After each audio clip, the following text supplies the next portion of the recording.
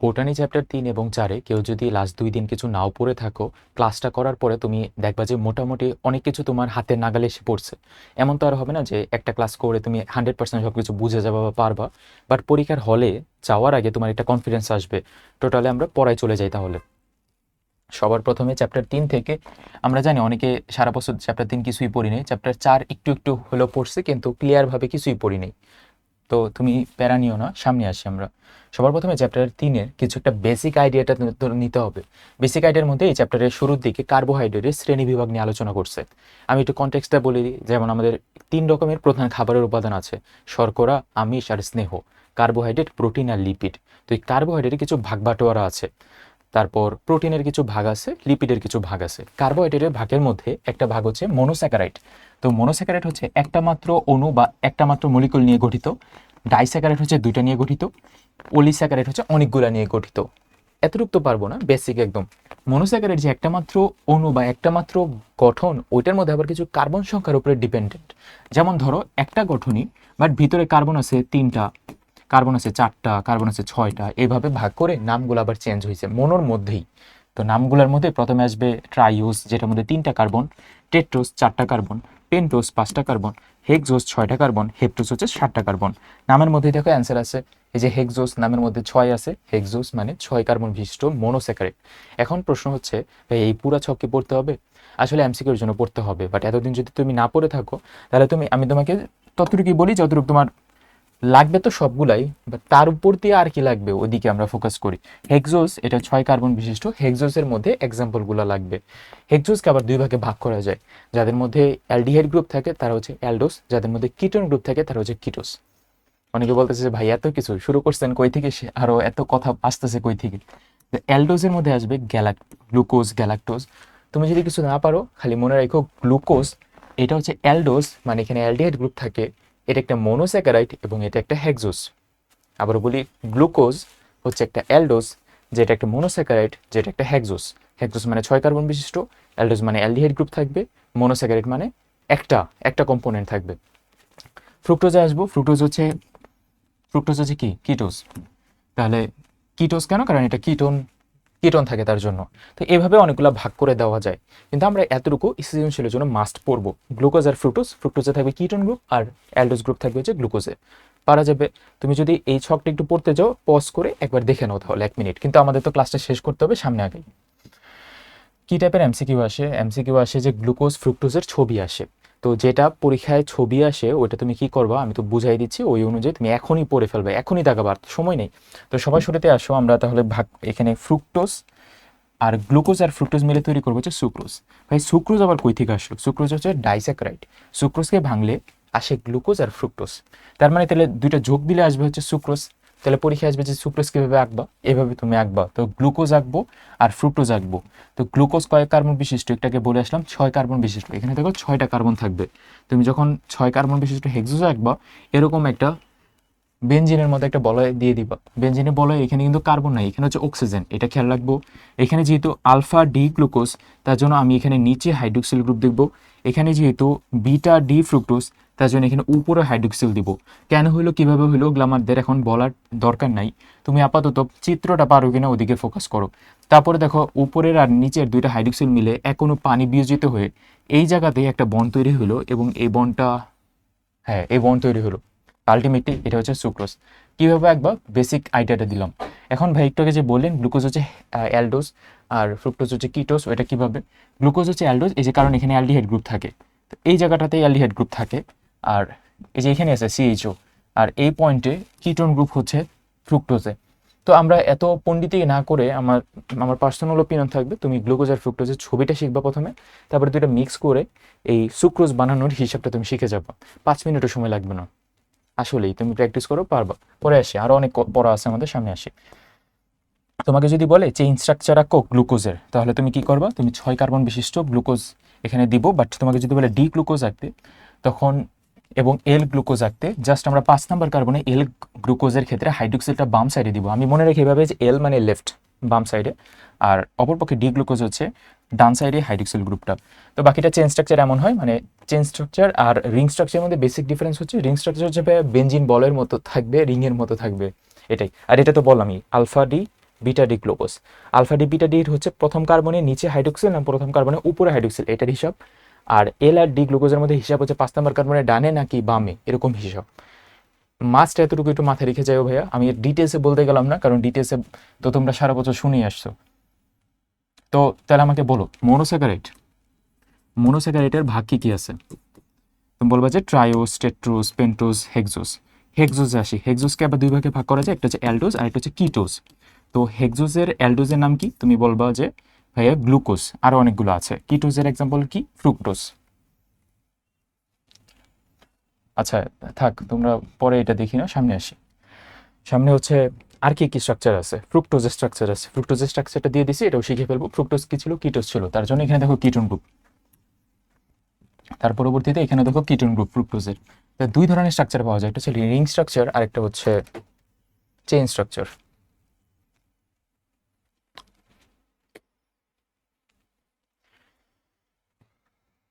আচ্ছা further on আমরা যদি পরে আসি, তাহলে ভাই শুধু কি মনোস্যাকারাইড, ডাইস্যাকারাইড এগুলাই আছে, আর কি কিছু নাই? আছে, পলিস্যাকারাইড আছে। পলিস্যাকারাইডের মধ্যে কি কি ভাগ পাবো? তিনটা নাম মুখস্থ করে যাবো, এমসিকিউতে যেহেতু কাজে লাগবে। পলিস্যাকারাইডের মধ্যে আসবে স্টার্চ, সেলুলোজ এবং গ্লাইকোজেন। পরীক্ষায় আসলে এইগুলার ছবি আসে, স্টার্চের ছবিটা আসে। স্টার্চের মধ্যে আবার দুই ভাগে ভাগ করা যায়, অ্যামাইলোজ, অ্যামাইলোপেকটিন, অনেকগুলো কাহিনী আছে। বাট আমি তোমাকে যেটা পরীক্ষা অলরেডি আসছে একবার সেলুলোজের কাহিনী, এটা আমি দেখাই। তিনটার মধ্যে বেসিক ডিফারেন্সটা বলে দিই। যেমন স্টার্চ এবং গ্লাইকোজেন এই দুইটা হচ্ছে সঞ্চিত থাকে শরীরের মধ্যে। সেলুলোজ হচ্ছে গাঠনিক উপাদান, পাতা না সরি প্ল্যান্টের গাঠনিক উপাদান হচ্ছে সেলুলোজ। আর অনেক কথা আছে, এই তিনটে হচ্ছে পলিস্যাকারাইড। পলিস্যাকারাইড মানে অনেকগুলা মনোস্যাকারাইড মিলে তৈরি হয়। এখন যেটা ছবিটা আমরা যেটা শিখবো, কারণ পরীক্ষাতে ছবি আসে বেশি। তো সেলুলোজের ছবির মধ্যে তুমি এখানে পাবা বিটা গ্লাইকোসাইরিক বন্ড,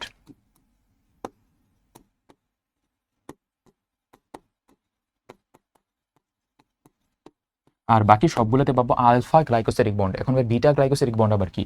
যখন একটা মনোস্যাকারাইডের সাথে আরেকটা মনোস্যাকারাইড যুক্ত হয়, তখন বিটা পজিশনে সংযুক্তি হবে।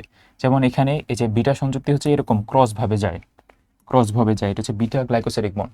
তো তুমি একটা গ্লুকোজ সাথে আরেকটা গ্লুকোজ এভাবে আঁকবা, এবং এখানে এন দ্বারা বোঝাচ্ছে এখানে একটা পলিমার গঠন হয়, এবং এখানে একটা বিটা গ্লাইকোসাইরিক বন্ড দুইটা দিয়ে দিব, যেহেতু এখানে অনেকগুলো মনোস্যাকারাইড, যার কারণে তুমি এরকম সাইন দিয়ে দিবা। পারবা আসলে? জানি অনেকের বুঝতে কষ্ট হচ্ছে, বাট এটাই। তা আমি কি কি বললাম, এখান থেকে কি কি ছবি আঁকবো তুমি? তাহলে তুমি শিখবে হচ্ছে প্রথমে গ্লুকোজের ছবি, গ্লুকোজ আর ফ্রুক্টোজ মিলে তৈরি করে সুক্রোজের ছবি, ডাইস্যাকারাইডের একটা ছবি, তারপরে পলিস্যাকারাইডের একটা ছবি। পলিস্যাকারাইডের মধ্যে সুক্রোজটা তো আমি দেখাই দিলাম, তুমি নিজ দায়িত্বে স্টার্চের ছবিটা শিখে ফেলো, কারণ স্টার্চের ছবিটা কিন্তু পরীক্ষা আসে। ঠিক আছে, পরের কথায় আসি। আর কি ভাই, কার্বোহাইড্রেট থেকে আরো কিছু আসবে না? তারপরে প্রোটিনে চলে যাব। প্রোটিনের মধ্যে তুমি কিভাবে পেপটাইড বন্ড তৈরি করে, এটা তো একটু পড়ে যাব। প্রোটিনের দুইটা অ্যামিনো অ্যাসিড মিলে একটা পেপটাইড বন্ড তৈরি হবে। এই সাইডে একটা অ্যামিনো অ্যাসিড এবং এই সাইডের একটা অ্যামিনো অ্যাসিড, একটা অ্যামিনো অ্যাসিডের COOH বন্ড এবং আরেকটা অ্যামিনো অ্যাসিডের NH2 বন্ড, দুইটা বন্ডের মধ্যে এক অণু পানি চলে যায় এবং চলে যেয়ে তৈরি করে CONH বন্ড। এটা হচ্ছে আমাদের পেপটাইড বন্ড। এটা একটু দেখে যাব। তাহলে আমি বলি, এখানে তোমার অ্যামিনো অ্যাসিডের স্ট্রাকচারটা শিখতে হবে। অ্যামিনো অ্যাসিডের একটা কার্বনে চার হাতে চারটা কম্পোনেন্ট থাকে। এক হাতের একটা কম্পোনেন্ট হচ্ছে কার্বক্সিলিক গ্রুপ, আরেক হাতের একটা কম্পোনেন্ট হচ্ছে NH2 গ্রুপ। সেমভাবে আরেকটা তুমি যদি অ্যামিনো অ্যাসিড ধরো, এক হাতে হচ্ছে কার্বক্সিলিক গ্রুপ, আরেক হাতে হচ্ছে এখানে NH2 গ্রুপ, আর এই পাশে দুইটা জিনিস থাকে। এখন এই যে সাইডের আমি যে NH2 এবং COH, এই দুইটার মধ্যে বন্ডই হচ্ছে CONH বন্ড। এখান থেকে এখনো পানি বিয়োজিত হয়ে যায়, এভাবে পেপটাইড বন্ড গঠিত হয়। এখন কোশ্চেন হচ্ছে ভাই পেপটাইড বন্ড কি? দুইটা অ্যামিনো অ্যাসিডের মধ্যবর্তী বন্ড। এখন অ্যামিনো অ্যাসিড কি? অ্যামিনো অ্যাসিড হচ্ছে প্রোটিনের ছোট অণু, যেমন স্টার্চের ছোট অণু হচ্ছে গ্লুকোজ, ওরকম প্রোটিনের ছোট ভাই মনোস্যাকারাইড হচ্ছে অ্যামিনো অ্যাসিড। এভাবে একটু মনে রাখি। শুরুতে যেটা বলতেছিলাম, তিন ধরনের খাবার আছে, কার্বোহাইড্রেট, প্রোটিন, লিপিড। কার্বোহাইড্রেটের সব থেকে ছোট ভাই হচ্ছে গ্লুকোজ, প্রোটিনের সব থেকে ছোট ভাই হচ্ছে অ্যামিনো অ্যাসিড। ওই অ্যামিনো অ্যাসিড মিক্স হয়ে হয়ে প্রোটিন তৈরি হয়। তারপরে অপরপক্ষে গ্লুকোজ, অনেকগুলো গ্লুকোজ মিক্স হয়ে হয়ে ডাইস্যাকারাইড, ডাইস্যাকারাইড মানে দুইটা, তারপরে পলিস্যাকারাইড অনেকগুলা তৈরি হয়। এই বেসিক কনসেপ্ট একটু মাথায় রাখো, তারপরে তো তুমি ছবি আঁকবা যখন, তখন তো শিখে যাবেই। এখন তো এটা এক্সপেক্ট করা যায় না যে এক ক্লাসের মধ্যে ভাই সব কাহিনী বলবেন, এমন তো আর সম্ভব না। ক্লাসটা হচ্ছে 20 মিনিটের, আর কত কি বলবো? বুঝতেছো তো না? তোমাদের বুঝাতে আমার নিজেরই মাথা খারাপ হয়ে যাবে মনে হচ্ছে। সামনে আসি আমরা পরের কথায়। আমরা চলে আসি ভাইরাস, ব্যাকটেরিয়া, ম্যালেরিয়া এই চ্যাপ্টারে, এই চ্যাপ্টার তো অনেকেই পারি, এটা মাথা খারাপ হবে না, এটা ঠান্ডা মাথায় পড়াইতে পারি। তো চলে আসি আমরা, প্রথমে কি আসবে এখান থেকে, তুমি টি2ফাস ব্যাকটেরিয়ার ছবি, টি2ফাস ব্যাকটেরিয়া সরি টি2ফাস এর ছবি এবং টি2ফাস কীভাবে বংশবিস্তার করে ওই টাইপের কথা। চলো পড়াই চলে যাই। তাহলে এই চিত্রের গঠন তোমার বর্ণনা করতে হবে, মানে টি2 ব্যাকটেরিওফাজের ছবি। তো ছবিটা সবাই আশা করি কম বেশি পারি। তো প্রথমে আমরা মাথার বর্ণনা দিব, তারপরে হচ্ছে লেজের বর্ণনা দিব। এই ছবি অথবা এই ছবি দুইটাও আঁকতে পারো, তুমি একটাও আঁকা যেতে পারো। তো ভাইরাস অকোষীয়, ভাইরাসের মধ্যে থাকে শুধু নিউক্লিক অ্যাসিড এবং প্রোটিন আবরণ। তো এই যে ভাইরাসের মধ্যবর্তী নিউক্লিক অ্যাসিড এবং বাইরে প্রোটিন আবরণ, এই তো। তারপরে তুমি মাথার কথা লিখবা, লেজের কথা লিখবা। তো মাথার মধ্যে কি থাকে, ডিএনএ থাকে, মানে নিউক্লিক অ্যাসিড থাকে। তো এগুলাতে চলে আসি সরাসরি, কোথায় যেন মাথার অংশ। তো মাথা হচ্ছে সরবুজ আকৃতির, প্রিজমের ন্যায়। মাথার দৈর্ঘ্যটা একটু দেখতে পারো, 100 ন্যানোমিটার, আমি এভাবে মনে রাখতাম, আর প্রস্থ মনে রাখতাম 65 ন্যানোমিটার। তারপর মাথার অনেক জায়গায় ফাঁকা জানি। তারপরে থলি আকৃতির স্ফীত অংশের ভিতরে রিং আকৃতির একটি সূত্রক ডিএনএ পেঁচানো অংশ থাকে, নো প্রবলেম। তারপর একটা ডিএনএর মধ্যে 60,000 জোড়া নিউক্লিওটাইড থাকে এবং 150টা জিন থাকে। এই কয়টা জিনিস একটু দেখে যাবা, কারণ এটা তো পরীক্ষা আসার মতো, তার জন্য। তারপর একটা কোশ্চেন কিন্তু আসে যে কোনটা ডিএনএ ভাইরাস, কোনটা আরএনএ ভাইরাস। ডিএনএ ভাইরাসগুলো কি কি ছিল, T two, TIV, vaccinia, variola, adeno herpes simplex, ফুলকপির mosaic virus, hepatitis B virus. মুখস্থ করে ফেলো। তারপরে আসি, তাহলে মাথা গেল। তারপরে হচ্ছে আমাদের লেজের পার্টে চলে আসবা। লেজে কি কি থাকে, তুমি বলবে যে মাথার সরু অংশটি, মাথার পেছনে সরু অংশটি হচ্ছে লেজ। লেজের দৈর্ঘ্য হচ্ছে 110 ন্যানোমিটার এবং ব্যাস হচ্ছে 15 ন্যানোমিটার, এটা একটু দেখে রাখবো। তারপর কিছু স্পর্শ, বেস প্লেট থাকে একটা, কাটার মতো থাকে স্পাইক, এবং কিছু স্পর্শক তন্তু থাকে। এই 3 নাম্বার পয়েন্টটা খুব ইম্পর্টেন্ট, পড়ে যাব। তারপরে বেস কলার থাকে, ল্যাস থাকে, এগুলো তো তোমরা জানোই, ছবি যখন আঁকবা তাহলে তো ভালো মতো পারবেই।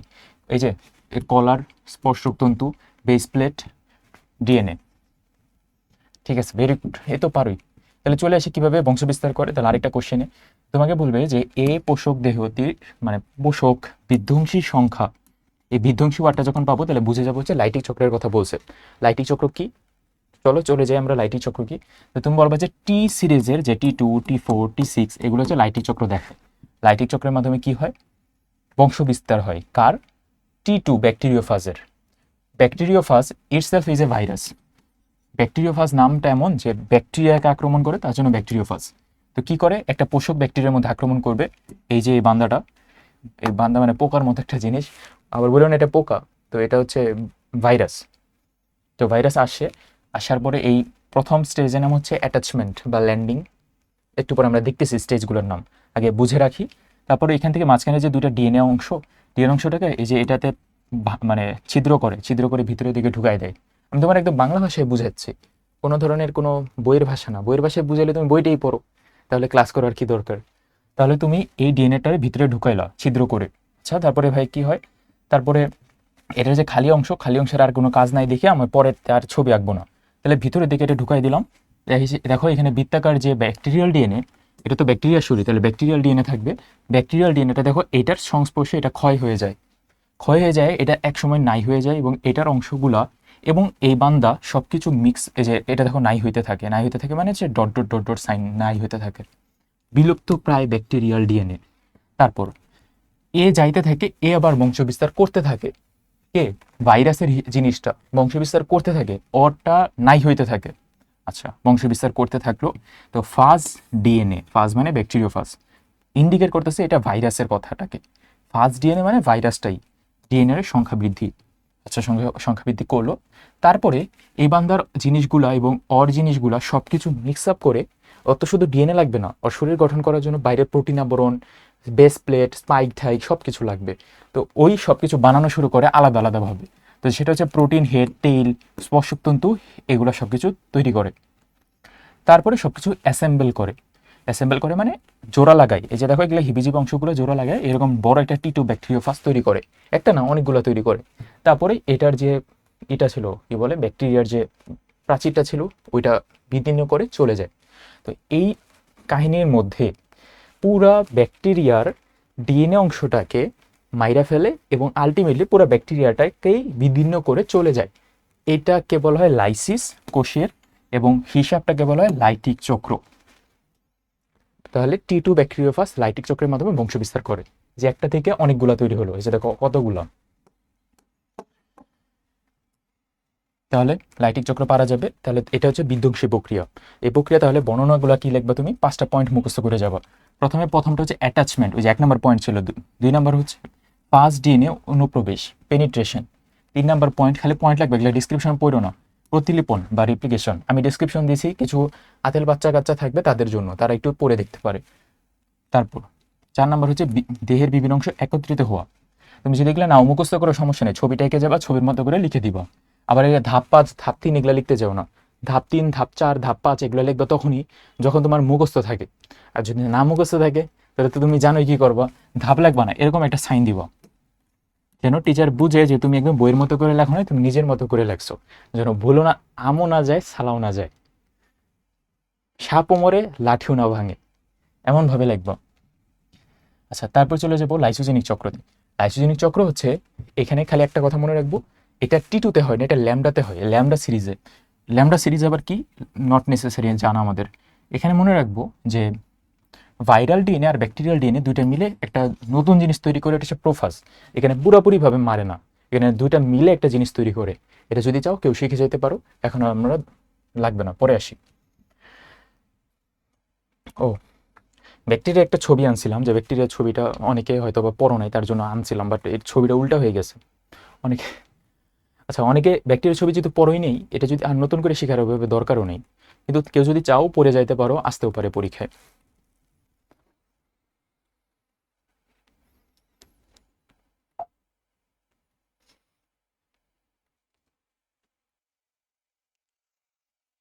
তো আশা করি সবাই ব্যাকটেরিয়ার ছবিটা দেখে ফেলবো অবশ্যই। তো এটা একটু উল্টা হয়ে গেছে, তো তোমার বই তো সামনে আছে, দেখে ফেলবো। তো এখন চলে আসি আমরা ম্যালেরিয়া থেকে। ম্যালেরিয়া থেকে কী টাইপের কোশ্চেন আসে, ম্যালেরিয়ার হিসাবটা কি মনে আছে? মনে থাকলে একটা কাজ করো, নিচে তুমি একদম বেসিক হিসাবটা কমেন্টে আমার জানায় দাও, যে ভাই ম্যালেরিয়ার হিসাবটা এরকম, পোস্টটা করে। না মনে থাকলে তুমি ভিডিওটা দেখো, একটু শুনো। 1.5x দিছো না, 1.1x দিয়ে দেখো 5 মিনিট, তাহলে আমি মনে করি বুঝে যাব। তো সবার প্রথমে ম্যালেরিয়ার একটা স্পোরোজয়েড আমাদের শরীরের ভিতরে ঢুকে। তো শুরু হয়েছে যেন কোথা থেকে, এটা হচ্ছে উদ্ভাসের বইতে দেওয়া, বাট আমাদের মেন বইতে আরও একটু গুছায় দেওয়া আছে, তো সমস্যা নেই। তো এখান থেকে সরাসরি চলে যাব ম্যালেরিয়ার। যখন ম্যালেরিয়া না, যখন মশা আমাদের শরীরে পিয়ার্স করে স্কিন, তাহলে স্পোরোজয়েড শরীরে ঢুকে যাবে। তো যকৃত কোষে স্পোরোজয়েড, আকৃতি স্পোরোজয়েড প্রবেশ করলো। স্পোরোজয়েড হবে ক্রিপ্টোজয়েড, ক্রিপ্টোজয়েড হবে সাইজন্ট, সাইজন্টের পরে হবে ক্রিপ্টোমেরোজয়েড, ক্রিপ্টোমেরোজয়েড এর পরে চলে যাবে দুইটা ক্রিপ্টোমেরোজয়েড তৈরি করবে, এটা হচ্ছে মাইক্রো মেটাক্রিপ্টোমেরোজয়েড আর ম্যাক্রো মেটাক্রিপ্টোমেরোজয়েড। কিছু যদি না মনে থাকে, মনে রাখবো যে ক্রিপ্টোজয়েড আবার দুই জায়গায় চলে যাবে, নতুন একটা লিভার সেলে, আবার আরবিসিতে। হিসাবটা এমন যে শরীরে তাহলে আমাকে মশা কামড় দিল, ওইখান থেকে স্পোরোজয়েডগুলো শরীরে ঢুকে লিভারে চলে গেল। লিভারের মধ্যে এই 4টা স্টেজ ফলো হবে। লিভারের মধ্যে স্টার্টার স্টেজে লাস্টের স্টেজ যেটা, এটা হচ্ছে ক্রিপ্টোমেরোজয়েড। ক্রিপ্টোমেরোজয়েড থেকে নতুন হ্যাপাটোসাইটও যেতে পারে। দুইটা আবার দশা আছে এখানে, দুইটা দশা নাই, দরকার নেই আপাতত, এভাবে মনে রাখি। নতুন হ্যাপাটোসাইটে চলে যাবে, আরেকটা হিসাব চলে যাবে হচ্ছে আরবিসিতে। নতুন হ্যাপাটোসাইটে আবার এই কাহিনীটা চলতে থাকবে। আবার যে আরবিসিতে যাবে ওইটাকে বলা হয় এরিথ্রোসাইটিক সাইজগ্নি, আর এই কাহিনীটাকে বলবো হ্যাপাটিক সাইজগ্নি। হ্যাপাটিক মানে হচ্ছে লিভারের সাথে রিলেটেড, যকৃতের সাথে, তার জন্য হচ্ছে হ্যাপাটিক সাইজগ্নি। আর এটা হচ্ছে ইরিথ্রোসাইটিক সাইজগ্নি, পরের স্টেজে চলে যাবে। ইরিথ্রোসাইটিক সাইজগ্নির আবার দুই ভাগে ভাগ করা যায়, প্রি ইরিথ্রোসাইটিক আর হচ্ছে এক্সো ইরিথ্রোসাইটিক সাইজগ্নি। এগুলো যদি না মনে থাকে তোমার সমস্যা নেই, তুমি তারপরে চলে যাবে এখানে আরবিসিতে কি কি হয়। তাহলে আরবিসিতে তুমি বলবা যে, আচ্ছা এই যে মাইক্রোমেটাক্রিপ্টোমেরোজয়েড আর ম্যাক্রোমেটাক্রিপ্টোমেরোজয়েড পাইছি, তো এটা কি লিখছে, মেটাক্রিপ, আচ্ছা মেটাক্রিপ্টোমেরোজয়েড, এটা হ্যাঁ মাইক্রো আর ম্যাক্রো, আচ্ছা ঠিক আছে। তো মাইক্রোটা ওইটা চলে যাবে আরবিসিতে। তাহলে আরবিসির যে দশাগুলো আছে, এটার নাম হচ্ছে প্রথমে ট্রোফোজয়েড, তারপরে সিগনেট্রিং, তারপরে হবে অ্যামিবোট্রোফোজয়েড। এই দশাতে সাফনার্স দানা পাওয়া যায়। এটা একটু পরীক্ষায় আসবে এমসিকিউতে, বলবে যে সাফনার্স দানা কোন দশায় পাওয়া যায়, তুমি বলবা অ্যামিবোট্রোফোজয়েড। তারপর আবার তৈরি হয় সাইজন্ট, তারপরে আবার তৈরি হয় মেরোজয়েড, তারপর তারপর লাস্টে তৈরি হয় গ্যামেটোসাইট। গ্যামেটোসাইট আবার দুই ভাগে ভাগ করবো, তুমি বলবো যে মাইক্রো গ্যামেটোসাইট যেটা হচ্ছে বুম, আর একটা স্ত্রী গ্যামেটোসাইট যেটা হচ্ছে ম্যাক্রো গ্যামেটোসাইট। তো এই দশাতে তাহলে তোমাকে যদি বলে, একটা এমসিকিউতে প্রশ্ন আসে যে এরিথ্রোসাইটিক সাইজগ্নি শুরু হয় কই দিকে, তুমি বলবো ট্রোফোজয়েড, শেষ হয় কোথা থেকে, গ্যামেটোসাইটে। তাহলে এটা গেলো এরিথ্রোসাইটে। লিভারের থেকে আরবিসি, আরবিসিতে যাওয়ার পরে আরবিসির ডিস্ট্রাকশন হয়, আরবিসির ভাঙে, তারপরে অ্যানিমিয়া হয়, তারপরে শরীরে আর অনেক কিছু হয়, জ্বর আসে। এই যে এই জায়গাতে মেরোজয়েটের আশেপাশে জ্বর আসে এবং সাফনার্স দানা দেখে ডিটেক্ট করা যায় যে তোমার ম্যালেরিয়া হয়েছে কিনা মাইক্রোস্কোপের নিচে সাফনার্স দানা দেখে অ্যামিবেট্রোফোজের দশাতে। এই তো হয়ে গেল। তাহলে তাহলে পারা যাবে ম্যালেরিয়ার হিসাবগুলো, আমরা একটু পরে আবার আসতেছি এখানে। তারপর গ্যামেটোসাইটগুলো যে তৈরি হলো, এটা আবার মশা কামড় দেওয়ার মাধ্যমে মশার লালা দিয়ে চলে যাবে মশার শরীরে ক্রপে। মশার শরীরে আবার হবে গ্যামেটোগনি। এতটুকুকে বলবো আমরা সাইজগ্নি। সাইজগ্নি আর একটা হচ্ছে গ্যামেটোগনি। গ্যামেটোগনি না, আচ্ছা চলে আসি, সামনে আসবে। গ্যামেটোগনি তো হ্যাঁ, গ্যামেটোগনি এবং স্পোরগনি দুইটা দশা হবে মশার বা ম্যালেরিয়া পরজীবীর যৌনচক্র, যেটা ওটা হচ্ছে সিরিয়ানোফিলিস মশার শরীরে। আর এতটুকু হলো মানুষের শরীরে, যেটাকে আমরা বলবো মানব দেহে ম্যালেরিয়ার হিসাব, যেটা হচ্ছে অযৌন চক্র। তাহলে দুইটা চক্র, অযৌন এবং যৌন চক্র। অযৌন চক্র শুরু হয় স্পোরোজয়েড, শেষ হয় গ্যামেটোসাইট দিয়ে। শুরু হয় লিভারে, যায় পরে আরবিসিতে, আরবিসিতে এই দশাগুলো সম্পন্ন হয়। একটু কষ্ট করে পড়ে যাব, এটা কিন্তু পারতে হবেই। তুমি একটা দিন একটু কষ্ট করে পড়ে যাও, তাহলে ভালো একটা প্রিপারেশন হবে। ও, কারো যদি মেডিকেল অ্যাডমিশনের জন্য টার্গেট থাকে, আমাদের কিন্তু মেডিকেল এক্সাম ব্যাচ আছে। আর ভাইবো না যে এটা ভাই আপনি নতুন শুরু করছেন, এমন না, আমরা লাস্ট 3 বছর যাবত মেডিকেল এক্সাম ব্যাচ চালাচ্ছি। তো চলে যাবো medperformance.com-এ, এখানে গেলে ডিটেলস পাওয়া যাবো মেডিকেল এক্সাম ব্যাচে। মেডিকেল এক্সাম ব্যাচের বিশেষত হচ্ছে তুমি আজকে ভর্তি হও অথবা তোমার এইচএসসির পরে ভর্তি হও, তুমি যখনই ভর্তি হও না কেন, তুমি সবগুলো পরীক্ষায় দিতে পারবো। কারণ আমরা সাইকেল আকারে পরীক্ষাগুলো চালাই। ধরো তোমার এই 2 সপ্তাহ পরীক্ষা না দিলে ওই 2 সপ্তাহ আবার লাস্টে যে আবার হবে। আচ্ছা, তুমি এটা দেখতে পারো আমাদের টেলিগ্রাম গ্রুপে। তো অলরেডি তো 20,000 কোশ্চেনে পরীক্ষা হচ্ছে। টেলিগ্রাম গ্রুপে অলরেডি আমাদের আপডেটের রুটিনটা আছেই। আচ্ছা, তারপরে চলে আসি মশার শরীরে কী হয় এটি একটু দেখতে পারো। প্রথমে স্পার্মাটোজেনেসিস হয়, ওজেনেসিস হয়। স্পার্মাটোজেনেসিসের মাধ্যমে শুক্রাণু এবং ওজেনেসিসের মাধ্যমে ডিম্বাণু তৈরি হয়। ওই যে মনে আছে মশার দেহে গেল, তারপর মশার দেহে এগুলো ঘটনা হচ্ছে। তারপর দুটো মিলে নিষেক হবে। নিষেকের পরে জাইগোট, জাইগোটের পরে তুমি বলবা যে উকিনেট, উকিনেটের পরে উসিস্ট, উসিস্টের পরে তুমি বলবা যে ওসিস্টের পরে কি হয় পরিস্ফুটিত ওসিস্ট, পরিস্ফুটিত ওসিস্টের মাধ্যমে লাস্টে স্পোরোজয়েড। দেখো আমি যতটুকু দেখাচ্ছি ঠিক এতটুকু পড়, এগুলো বাকি 2N এগুলো দেওয়ার দরকার নেই। তারপর তুমি এই যে ভিতরের কথাগুলো লেখার দরকার নেই, তুমি খালি এগুলো একটু পড়ো। শুরু হবে কই থেকে, মশকের ক্রপে, তারপরে ক্রপ থেকে স্পার্মাটোজেনেসিস, ওজেনেসিস হয়ে তারপরে নিষেক হবে, জাইগোট হবে, ওসিস্ট, উকিনেট এগুলো হয়ে তারপর লাস্টে তৈরি হবে স্পোরোজয়েড। তো হিসাবটা মনে রেখো। কেন হিসাব মনে রাখতে হবে? যেন তুমি ছবি আঁকতে পারো, ছবিতে যেন মার্কিং করতে পারো। তো পরীক্ষায় তো দুই টাইপের কোশ্চেন আসে এখান থেকে, চলো সরাসরি দেখি। তো প্রথমে এটা হচ্ছে হ্যাপাটিক সাইজগ্নি। হ্যাঁ, হ্যাপাটিক সাইজগ্নি, হ্যাপাটিক সাইজ। আচ্ছা, একটু আগে মনে হয় কি বলতেছিলাম, হ্যাপাটিক সাইজগ্নিতে প্রি এরিথ্রোসাইটিক আর এক্সো এরিথ্রোসাইটিক দুই ভাগে ভাগ করা যায়। আমরা প্রি আর এক্সো এটা যদি পারি তাহলে তো হলোই, নাম পারলে সমস্যা নেই। একটু আগে মনে হয় বলছিলাম, ভুলে বলছিলাম মেবি, ওটা হচ্ছে আরবিসিতে প্রি আর এক্সো না, আরবিসিতে না, যকৃতে হয়। একটু কারেকশন করে নিও, সামনে আসি। তো হ্যাপাটিক সাইজগ্নির মধ্যে তুমি এই যে এই ছবিটা আঁকবা, তুমি দেখো লিভারের সেল থেকে ওই যে আমি যে দশাগুলো বললাম ওই দশাগুলো সিরিয়াল করে এখানে বসাবো। তারপরে স্পোরোজয়েড প্রবেশ করলো, তারপরে ক্রিপ্টোজয়েড হলো, ক্রিপ্টোজয়েডের পরে সাইজন্ট হবে, ভৌনিউক্লিয়াস যুক্ত সাইজন্ট, তারপর ক্রিপ্টোমেরোজয়েড, ক্রিপ্টোমেরোজয়েডের পরে মেটাক্রিপ্টোমেরোজয়েড। কি লেখা এখানে? ক্রিপ্টোমেরোজয়েড আছে, ক্রিপ্টোমেরোজয়েডটা ডিভাইড মানে ভাঙবে, ভেঙে এখান থেকে ক্রিপ্টোমেরোজয়েড আবার একটা নতুন লিভারের সেলে চলে যাবে। তারপরে তৈরি হবে আবার সাইজন্ট, তারপরে আবার মেটাক্রিপ্টোমেরোজয়েড, তারপরে মেটাক্রিপ্টোমেরোজয়েড দুই ভাগে ভাগ হয়ে যাবে, মাইক্রো আর ম্যাক্রো মেটাক্রিপ্টোমেরোজয়েড। এখন আসলে ভাই এত কিছু বোঝানোর ভাবে সময়ও নাই, আমাদের পড়ার টাইমও নাই। তোমার যেটা বললাম তুমি জাস্ট চিত্রটা প্র্যাকটিস করে যাও, আসলে হুবহু এভাবে আঁকাই দিবা, হয়ে যাবে। তারপর আর যদি তুমি বুঝো তাহলে তো হইলই, কথাই নেই। তারপর এটা হচ্ছে আমাদের গ্যামেটোগনির ছবিটা। গ্যামেটোগনি মানে প্লাজমোডিয়ামের মশকের দেহে যে জীবনচক্র সেটা। তো মশকের দেহের তুমি এই ছবিটা আঁকবে, এই ছবিটা আমি জানি একটু হিবেজিবি, কিন্তু একটু প্র্যাকটিস করে যাব। প্রথমে কই থেকে শুরু হবে? গ্যামেটোসাইট থেকে শুরু হবে। গ্যামেটোসাইট থেকে আলটিমেটলি ওসিস্ট, ওকিনেট এগুলো হয়, হয়ে তারপর লাস্টে এই যে তরুণ ওসিস্ট হবে, লাস্টে পরিস্ফুটিত ওসিস্ট হবে এবং স্পোরোজয়েড তৈরি করবে লাস্টের ধাপে। এই স্পোরোজয়েড আবার মশার লালাতে চলে যাবে, মশার লালাতে চলে যায় আবার মানুষের শরীরে কামড়াবে, আবার স্পোরোজয়েডটা শুরু হবে ওই লিভারের হ্যাপাটিক সাইজগ্নি থেকে। আমি জানি অনেকে এগুলো কিছু বুঝো নাই, কিন্তু যেটা আমি তোমাকে বলি এটা এখন তোমার না কেউ বুঝায় পারবে না।